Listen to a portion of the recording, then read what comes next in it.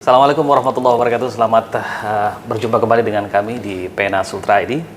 Kesempatan kali ini kita berbincang-bincang dengan Bapak Haji Jumaldi SE, Wakil Ketua DPRD Provinsi Sulawesi Tenggara, Pak, ya, dan sekaligus Ketua DPC Partai Demokrat Kabupaten Kolaka Utara juga bakal kandidat calon Bupati Kolaka Utara. Apa kabarnya, Pak Haji? Kabar baik. Assalamualaikum warahmatullahi wabarakatuh. Waalaikumsalam warahmatullahi wabarakatuh. Dan salam sejahtera bagi kita semua. Semuanya kita dan pemirsa yang lain sehat-sehat semua. Nah, Pak Haji, ada beberapa, kita langsung saja ini. Ada beberapa program yang sangat mendasar yang tentunya saya sudah pernah mendengar dan membaca dari beberapa artikel. Salah satunya adalah pupuk gratis, kemudian ada rumah singgah, dan kemudian ada dana sebesar 200 juta per desa kalau saya tidak salah. Bisa dijelaskan mungkin tiga itu terlebih dahulu secara umum, baru kemudian kita satu persatu mengurainya. Silahkan Pak Haji. Terima kasih banyak Pak Sofyan. Memang kami ada beberapa program prioritas kami yang ada di Kolaka Utara. Dasarnya kami itu sesuai dengan kebutuhan masyarakat Kolaka Utara. Maka saya anggap itu sangat dibutuhkan itu program, yaitu program bantuan pupuk gratis bagi petani yang punya komoditi tidak mendapatkan bantuan pupuk subsidi dari pemerintah pusat. Kedua, rumah singgah di Kota Kendari ini bagi masyarakat Kolaka Utara yang terakhirnya dibawa berkepentingan khusus di Kota Kendari ini. Ketiga, program kami adalah menganggarkan dengan APBD 200 juta per desa dan lurah. Per desa dan lurah. Per desa dan lurah kita akan berikan. Secara detail mungkin dari pertama dari pupuknya, kemudian rumah singgah ini kita uraikan. Kenapa harus pupuk gratis? Kan ada pupuk subsidi gitu. Begini pada dasarnya ini yang mendasari. Pupuk subsidi dibandingkan dengan tahun-tahun sebelumnya, memang alokasi yang bisa mendapatkan pupuk subsidi mulai dari tahun 90 tahun selanjutnya ada 60 komoditi. Dan ada beberapa jenis pupuk yang disubsidikan kemarin, mulai pupuk urea, CA, SP36, MPK itu. Dengan adanya ini peraturan Menteri Pertanian nomor 10 tahun 2022. Komoditi yang bisa dapatkan pupuk subsidi tinggal 9. Tinggal 9 dari 60 itu ya? Dari 60 itu turun jadi 9. Dan jenis pupuk yang subsidi sekarang tinggal 3. Yaitu urea produksi pupuk Kaltim, MPK kakao atau MPK Pelangi produksi Kaltim, MPK Polska produksi petrokimia. Jadi dari 9 komoditi yang bisa dapatkan subsidi, 3 komoditi di pertanian, yaitu komoditi di pertanian yang bisa dapatkan subsidi yaitu padi, jagung, kedelai, biasa disingkat di pertanian pajale. Nah, inilah komoditi yang 3 ini di Kolaka Utara kecil, karena memang kondisi wilayahnya persoalan padi, sawahnya kecil, jagungnya juga kecil karena kebun coklat, apalagi kedelainya sama sekali tidak ada. Sedangkan di bidang hortikultura yang bisa dapatkan subsidi yaitu bawang merah, bawang putih, cabai. Inilah tanaman yang tidak ada di Kolaka Utara. Tidak ada di Kolaka Utara. Sedangkan di perkebunan yang bisa dapatkan subsidi yaitu perkebunan kopi, perkebunan raya, perkebunan tebu, dengan coklat. Yang ada di Kolaka Utara hanya ini satu, coklat. Jadi akhirnya dari banyaknya komoditi yang ada di Kolaka Utara, Saya hitung-hitung hanya di pertanian hanya 2 komoditi yang ada karena kedelainya tidak ada. Di perkebunan hanya 1, berarti hanya 3 komoditi yang ada di Kolaka Utara bisa dapat pupuk subsidi. Sementara Kolaka Utara yang besar kebun cengkeh, kebun nilam, tambak udang, tambak ikan bandeng, ini semuanya membutuhkan pupuk. Maka namanya masyarakat petani harus mempunyai hak yang sama terhadap negara. Maka pemerintah harus menjamin, artinya bagaimana mensejahterakan masyarakatnya.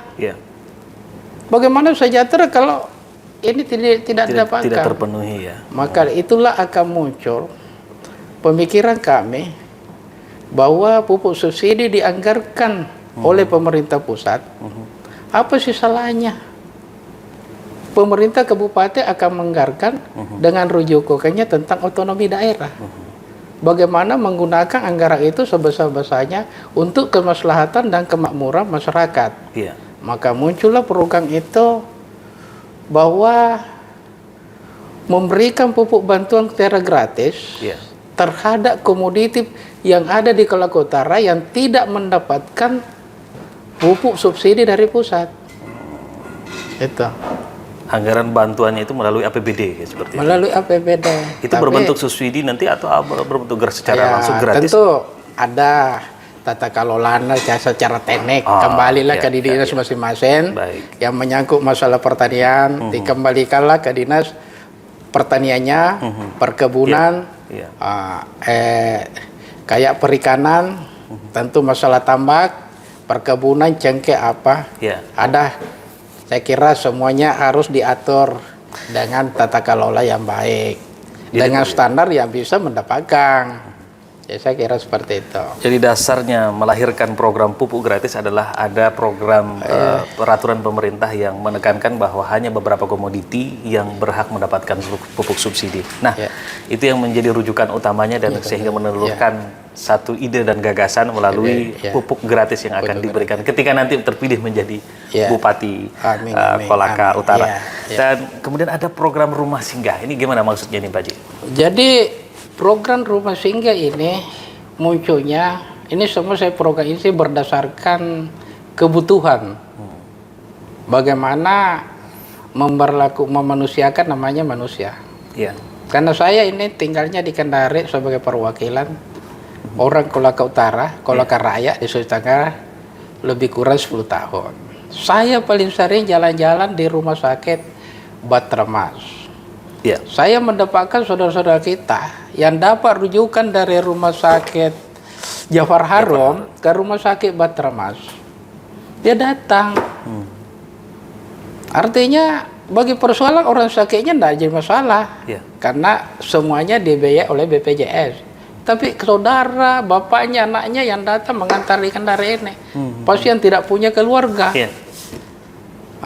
Dan tidak mampu keuangannya untuk sewa hotel. Maka saya perhatikan banyak dia tidur-tidur di teras-teras gedung itu, ambil tikar, datang hujan, dikena tampiasan hujan, datang panas, dikena panas. Inilah suatu rasa apa yang muncul dalam hati kita, dalam hati kami, bagaimana ini pemerintah harus memanusiakan ini manusia. Maka pernah terjadi satu yang diantar orang sakit, setiba di Kendari tinggal 3 hari, 4 hari menjadi 3 yang sakit. Itulah yang mendasari bahwa di kota Kendari ini sebagai kota rumah sakit yang mendapatkan rujukan dari Kolaka Utara, rumah sakitnya perlu disiapkan rumah singgah. Selama dalam proses pengobatan, keluarga bisa singgah memasak apa, bungkus nasi, pergi ke rumah sakit itu. Begitu juga kepada yang punya anak-anak, yang mungkin dia kuliah di sini, hanya dia sewakan anaknya kamar atau kos, hanya 2 kali 3. Tapi datang orang tuanya besok, saudaranya besok, kan tidak mungkin mau tinggal di situ. Maka inilah fungsinya. Sangat perlu kepedulian kita kepada masyarakat yang dianggap tidak mampu, di atas, di bawah standar rata-rata. Iya. Lagi ketika itu terpilih menjadi Bupati Kolaka Utara, insya Allah. Iya, nah, insya Allah. Ada lagi satu program yang cukup menarik bagi masyarakat desa ini. Ada dana 200 juta per desa. Apakah ini mungkin masih melekat di ADD atau DD atau seperti di luar dari itu? Mungkin detailnya dana 200 juta per desa ini mengapa harus 200 juta per desa? Silahkan Pak Haji. Ya begini, kan kita sama-sama ketahui bahwa sementara sekarang ada ADD, ada dana desa, kan sudah jelas peruntukannya semua. Tapi dengan jalan saya turun ke desa-desa di Kolaka Utara ini, masih banyak desa yang saya anggap terisolir, tertinggal. Maka pemerintah kabupaten harus saya mencoba peduli supaya mempercepat pembangunan infrastruktur di seluruh desa Kolaka Utara ini, jangan ada yang tertinggal. Maka kami membikinkan program bila terpilih 200 per juta per desa dan kelurahan. Itu untuk membicara pembangunan infrastruktur. Namanya apakah infrastruktur jalan, apa infrastruktur pertanian, infrastruktur pembangunan air bersih. Ya, tapi hal itu disusun berdasarkan kebutuhan. Tentu di desa kebutuhan harus melalui ada musyawarah desa. Nah, itulah yang kita jadikan rujukannya. Pada intinya, bagaimana masyarakat Kolaka Utara bisa sejajar dengan desa-desa yang ada di kabupaten lain. Tentu tujuan utamanya bagaimana menciptakan kesejahteraan dan kemakmuran, jangan sampai ada desa yang merasa tertinggalkan, menjadi ada kesenjangan toh, menjadi itu. Oke. Itu yang mendasari. Baik, dan Pak Haji, ini bukan baru 3 program yang kita ulas kali ini. Dan sahabat Pena, masih banyak program yang akan kita gali dari ide dan gagasan Pak Haji Djumardin untuk Kolaka Utara. Dan kami berharap apa yang kami sajikan pada kesempatan kali ini, Anda berhak menyimpulkan, Anda berhak untuk selanjutnya memberikan penilaian terhadap gagasan Bapak Haji Djumardin. Kami ucapkan terima kasih Pak Haji Djumardin. Kami akan berjumpa kembali dengan Bapak untuk menggali beberapa program yang cukup signifikan di Kolaka Utara tentunya nanti dengan gagasan-gagasan Bapak. Terima kasih atas perhatian Anda. Assalamualaikum warahmatullahi wabarakatuh. Waalaikumsalam warahmatullahi wabarakatuh. Terima kasih. Salam sehat semuanya.